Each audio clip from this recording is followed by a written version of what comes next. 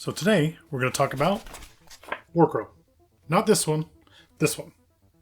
And before you ask, yeah, they're different. They're way different, but they're both pretty cool in their own ways. So today we're going to talk about this one.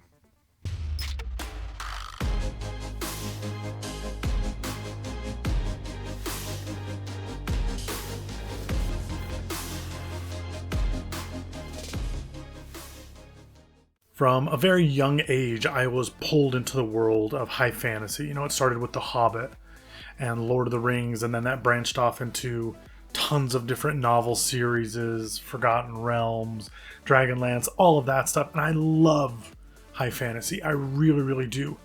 But lately, I haven't been spending my time in those worlds. I've been spending my time in the grimdark future of 40k, or the science fiction of Infinity, or Malifaux, or, you know, Warmachine, the steampunk alternate reality of Warmachine. And so I haven't done a lot of high fantasy.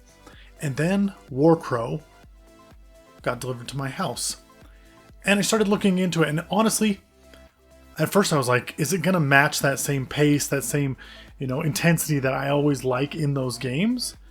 And I was pleasantly surprised.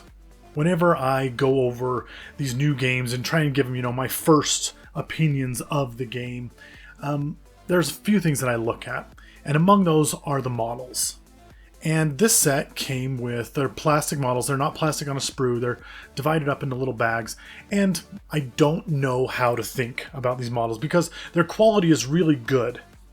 Okay, putting them together is fairly simple. But if you wanted them to not have those annoying lines and things like that, there was a lot of cleanup involved. And I mean, I guess I shouldn't complain, right? Because I'm not pulling them off of sprues and things like that. It was just a little extra cleanup. But when they were all done, I was very happy with how they turned out.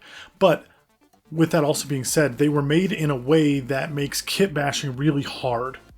And what I mean by that is legs and arms and things like that, they are not free. They're attached to the cloak or to, the upper body and things like that. And so overall, the minis are really, really good, and the quality of them is awesome. They look fantastic.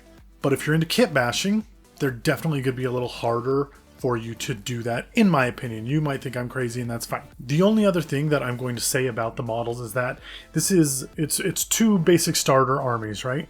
And it's your human group that has humans, dwarves, elves, all this stuff, and then the northern side of it, which are orcs, like mountain dwelling orcs.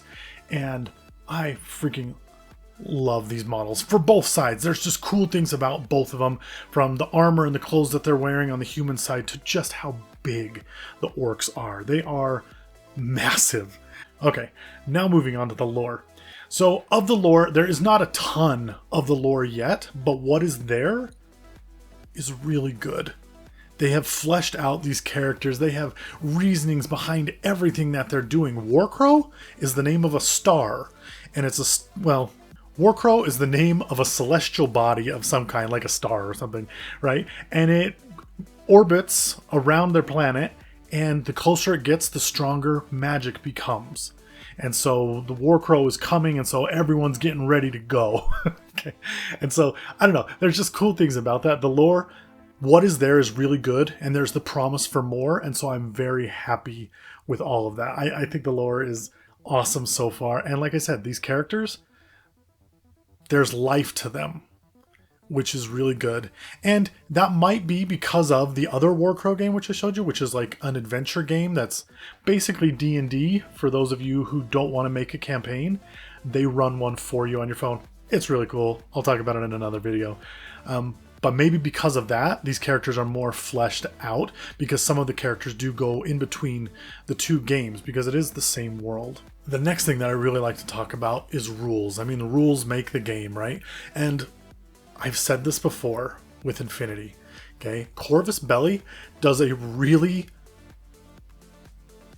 interesting job at how they show you things. And what I mean by that is, if you were to look at these rules and just look at the cards that come with the miniatures and everything like that, it is overwhelming how much stuff that they have. It's almost like, oh my gosh, how am I going to learn this game?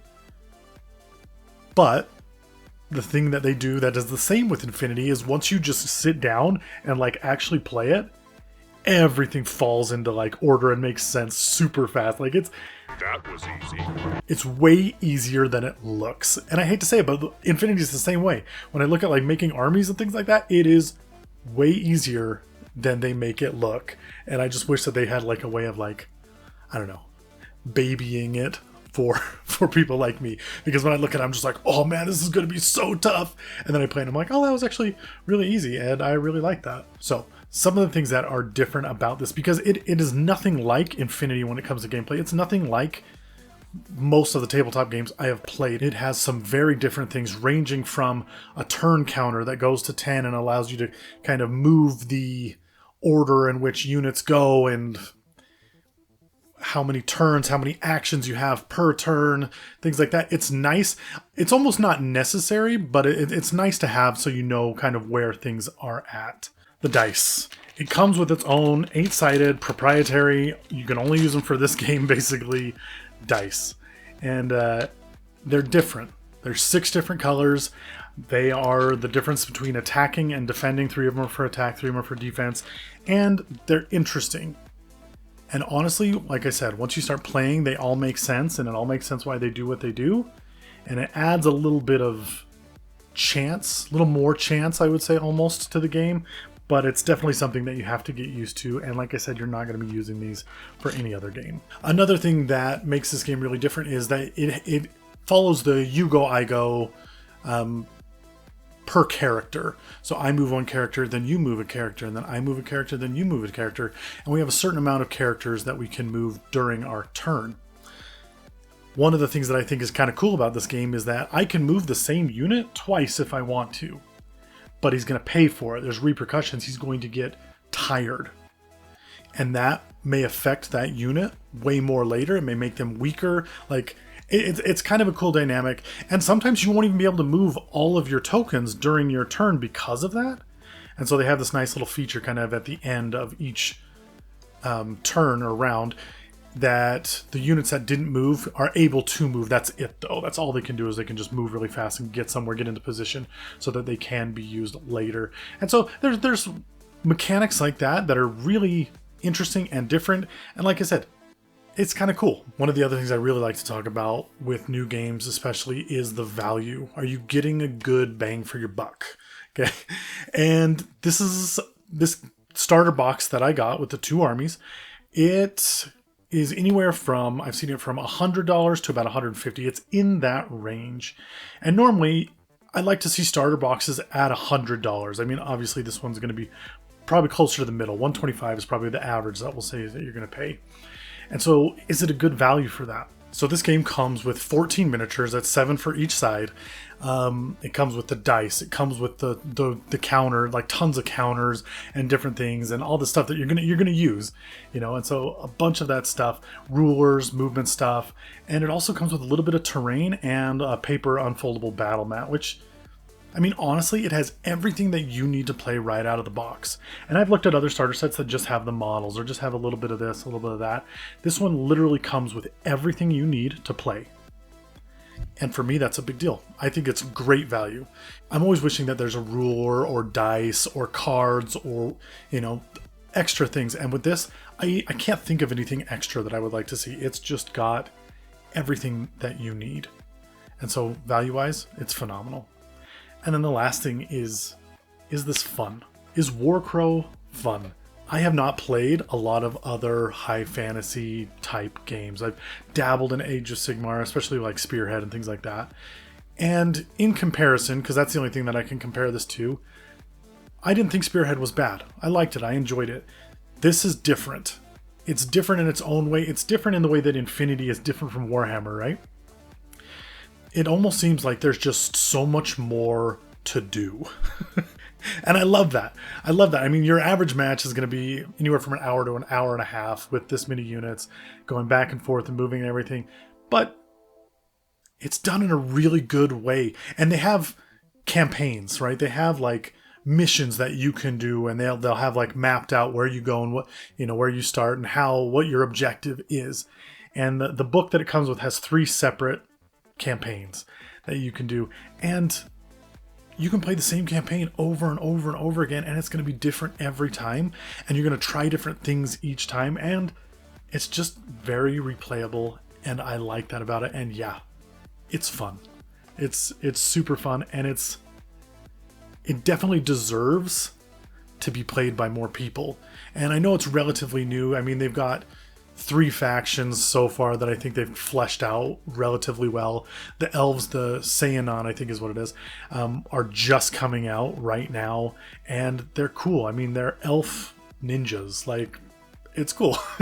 And so if you like that, I think it's definitely worth getting into. And it's, like I said, it's nice to have something in that price range that you can play over and over and over again, and it still feels fresh and fun. So if you played Warcrow, let me know what you think. Let me know what you think of it compared to other games. Do you like it? I mean, I know Infinity has a special place for people, and this one I'm hoping is going to be the same. I think it's great. I think it's fun. The stories for it just kind of have pulled me in. It's still at that age of a game where it's new and they're just doing their best to flesh it out. There's not 50 different armies or anything like that, but there's the potential for growth. I think they've got 3 or more armies already slated to be coming out. You know, they've got polar bears with swords. Like, there's just some really cool stuff coming. Let me know what you think if you played Warcrow, if you liked it, or if you hated it, and why you hated it. Because I really want to know. I've only played like 1 match, you know, and so I would love to hear what you think. I'm going to play more, and hopefully, you know, in a year from now, I can do a better video where I kind of tell you actually what I think about it after playing it a bunch of times. So if you could and you want to see that, please like, comment below, let me know, subscribe, stick around, and hopefully we can make your tabletop experience a little bit better, because that's what we're all about, and I'd love to hear what you have to say. So thanks for sticking around this long, and as always, don't spend so much time building your world that you forget to spend a little bit of time in it, which I'm definitely a little guilty of right now. I should definitely be spending a little more time in Warcrow. So, until next time.